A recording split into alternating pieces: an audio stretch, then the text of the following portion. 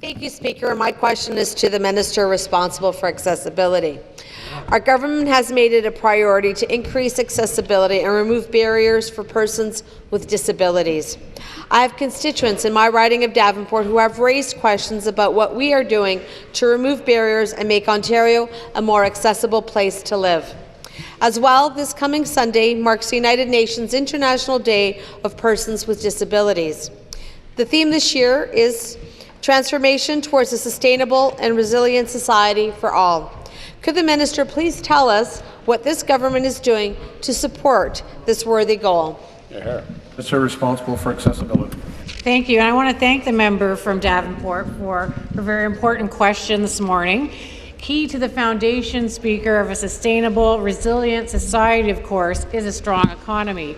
And our government has taken several steps to ensure our economy is fueled by people with diverse skills and talents. To that end, in June, we launched a comprehensive new plan to increase employment opportunities for people with disabilities, and it's called Access Talent. Speaker, we have 5 existing accessibility standards for areas including transportation, customer service and employment, and we're working towards 2 new accessibility standards in education and healthcare. The education standard in particular, Speaker, will meet a serious and growing need in our educational system.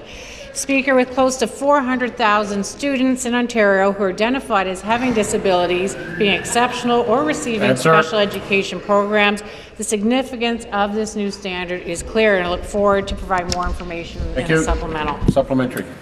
Thank you, Minister. Mr. Speaker, this government's stellar record in making Ontario accessible is undeniable. With the passing of the landmark Accessibility for Ontarians with Disability Act, or AODA, Ontario became the model for other jurisdictions to follow. Speaker, last month the Federal Minister of Sport and Persons with Disabilities, the Honourable Cantor, indicated that the federal government has decided to cede to the optional protocol in the UN Convention on the Rights of Persons with Disabilities.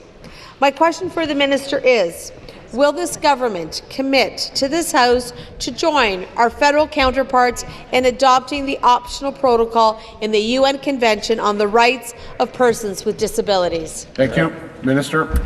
Speaker, I am very delighted and pleased to inform the House today that our government has officially given its support to the federal government on the optional protocol in the UN Convention on the Rights of Persons with Disabilities. This is very significant. We are tireless in our efforts to make every aspect of everyday living easier for people with disabilities, and we're firmly committed to building on the momentum from the Accessibilities for Ontarians with Disabilities Act.